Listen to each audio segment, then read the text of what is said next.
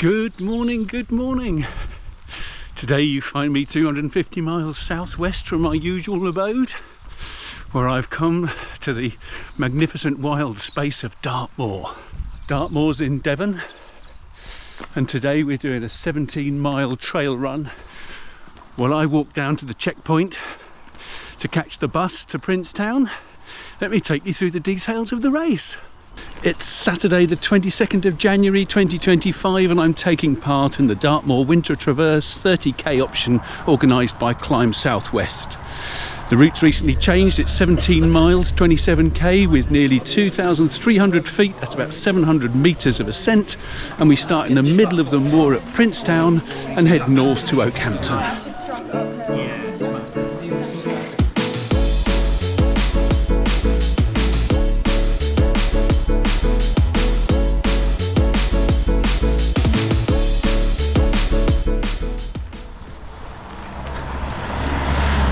So we're off. There's walkers and there's runners.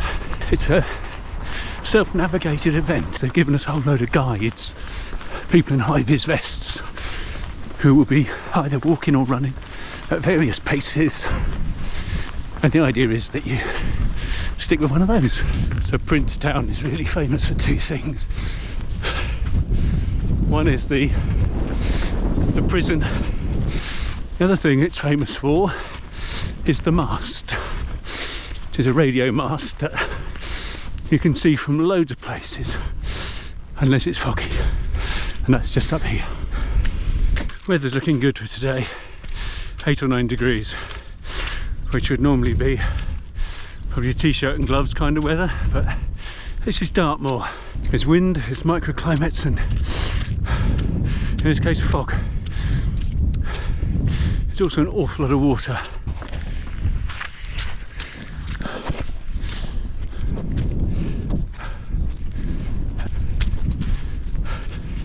So these granite outcrops are what they call tors, and they are all over Dartmoor.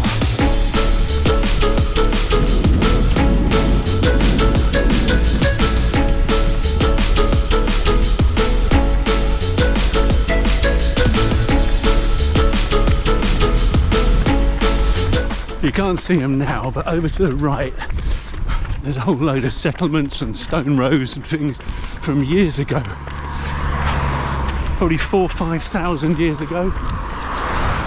And there, I think called a cist grave or a kist grave, which is a grave made back in Bronze Age times of slabs of granite. And there's a whole load of it just here, so if you're in this part of the world, do feel free to park up at Merrivale and come and have a little explore around here. So this on the right is the spoil heap from Merrivale Quarry, all the bits of granite they didn't want to use, and this granite was used to build the houses in Plymouth and Tavistock, and also, as you'll see a little bit later on, to make the cobbles that they used to create the roads for those places.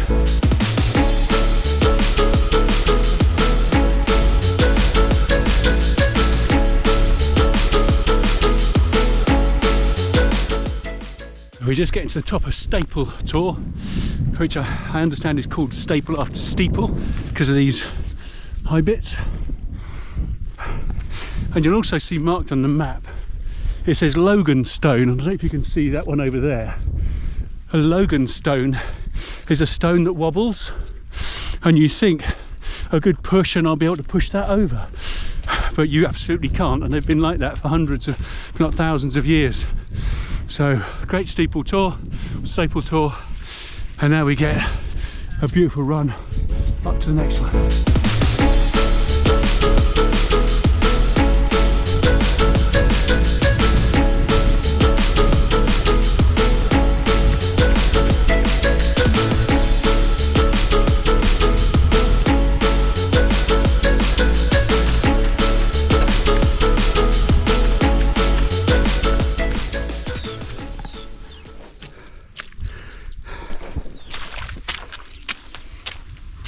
Skylarks, sunshine, bogs and Bronze Age hut circles. Welcome to Dartmoor. These red poles. You see them stretching away around there, and over there they mark the edge of the danger area, which is the Army's firing zone. There's a stone circle here.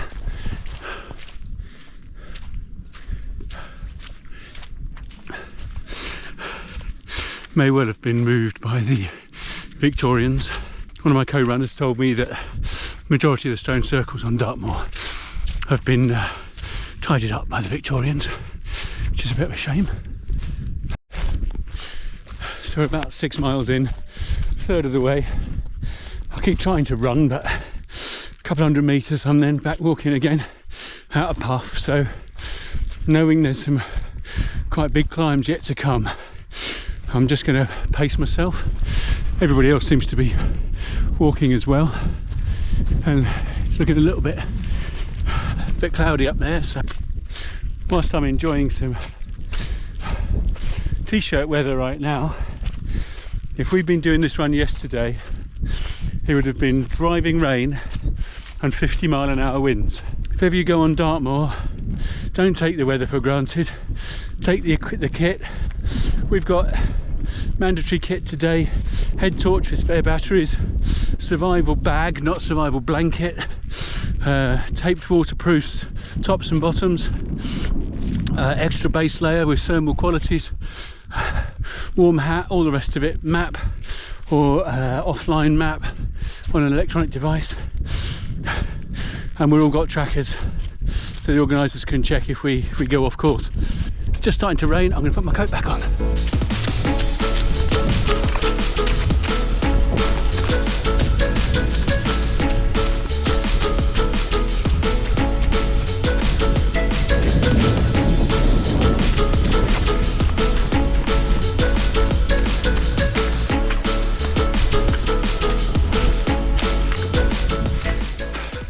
That water was deep and cold. I've done 2 other runs on Dartmoor in previous years. I did the Great Escape from Princetown to Ivy Bridge back in 2022, much lower quality video, my first year. And then I also did the Volcano run in 2023, I think it was, which again was in that south of the moor. This is my first proper run on the north of the moor. But I'm not a stranger to this area, in that my mum had a childhood friend who had a small farm down here, very small, looking after ponies and a couple of cattle and so on. And I first came here on holiday probably when I was about 4.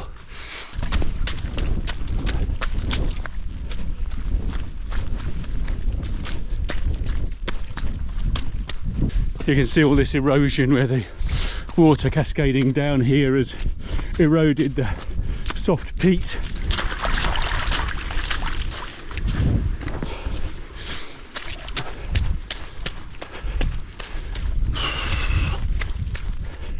You'll probably see a lot of YouTube videos about running uphill and how important it is, and it is. But running downhill is also important. I've done a lot of walking uphill just now, and I was very much at the back of this pack, which I don't mind. It's not about where I finish, but I just really enjoyed my downhill run earlier, and then this bit, having confidence in where I'm placing my feet, flailing your arms, not trying to do too much. You'll be amazed the distances you can make up.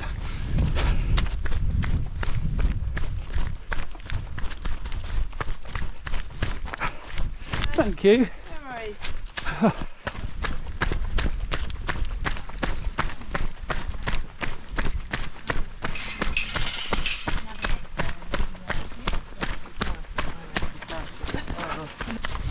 So you might be able to hear a river just down there. That's the River Tavy, after which Tavistock was named. And Peter Tavy and Mary Tavy, the 2 villages just here.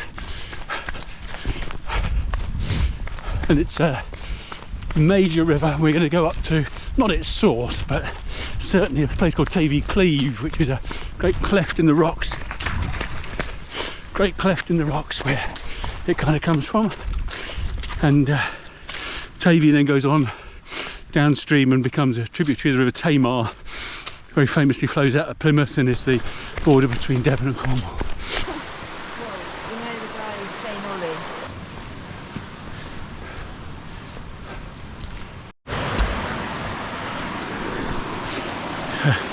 Here's the Tavy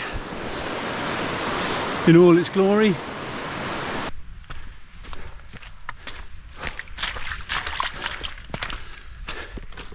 So this is the road from Willsworthy to Lane End. I remember once I walked up here because the farm I was on had borrowed a pony from a farm up here, because I was a tall 17-year-old at that point, and the little ponies on down at Hillbridge weren't big enough for me, so we borrowed Nola from up here, and I walked up to pick her up that day. So here we go, here's checkpoint, about 9 miles, and then we've got another 8 miles of up and down and up and down. I normally try and run into a checkpoint, but I might not bother today. They just gone. Just gone, amazing. Are you oat milk, normal milk? Normal milk, yeah, okay, perfect.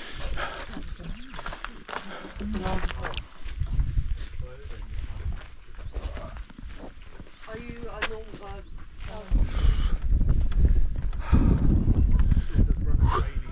yeah.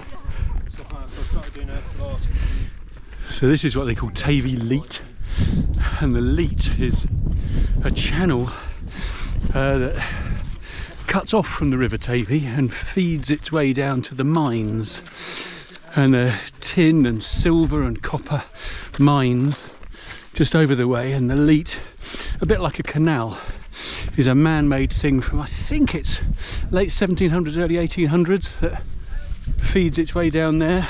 It used to feed, as I say, all the way down to the mills at Tavistock, one of which is still there. If you do the drive from Oakhampton down to Tavistock, you'll go past Lidford and then you'll come across Wheel Betsy. Wheel is the name for the old mines, and this would have been feeding the water down to the mines to run, I guess maybe run mill wheels, but also to supply water for whatever reason.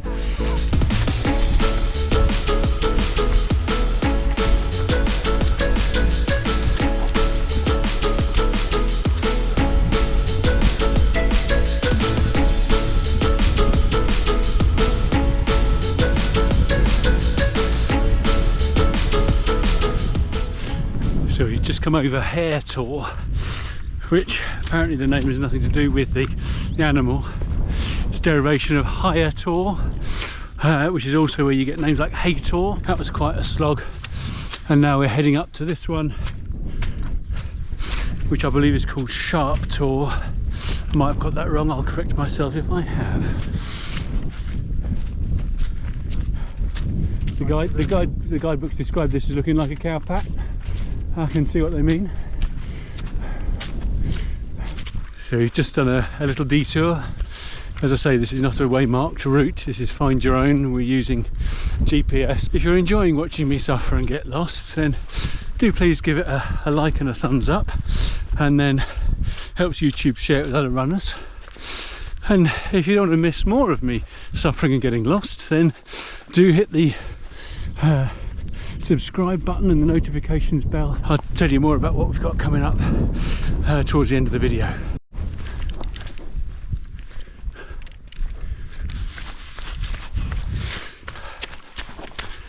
In case you're wondering how many tours there are, the website Tours of Dartmoor, yes there is such a thing, lists 928. Everything aches a bit now, and your cold wet feet, I don't like running so much.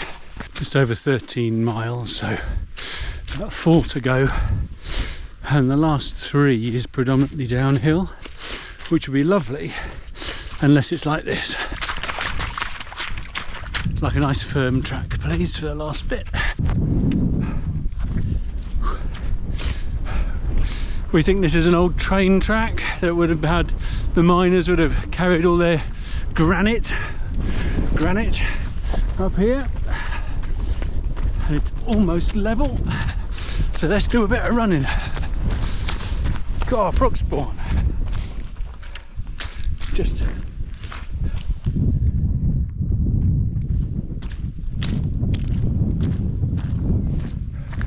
I've never seen that much frog spawn in puddles before.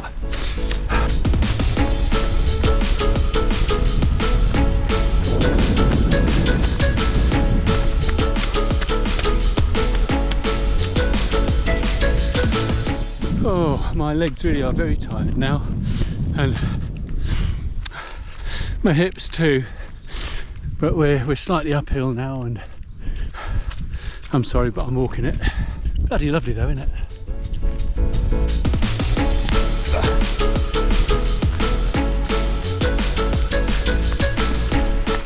Nice flock of sheep.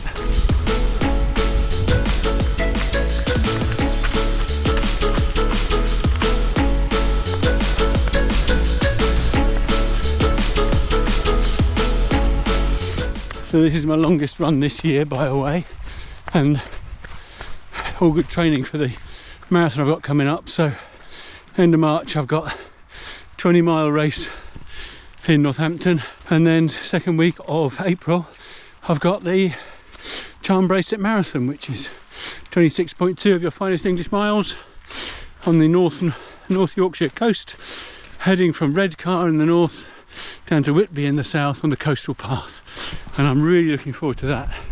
And I'd love it if you guys wanted to come along and join me on the video. So do all the subscribe nonsense if you want to, and then you won't miss a thing. I really should be running this, but this kind of track can be really quite sore on your feet at this stage of a run. But I'm using my rock lights, Innovate rock lights, and they've got a rock plate in them, and they've got good lugs, so they've been fine on all the wet and slippy stuff. I've had no problems at all, but they just protect the soles of your feet.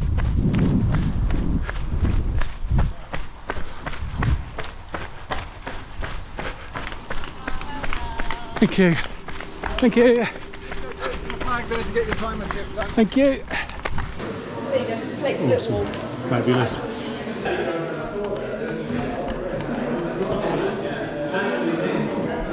Mm.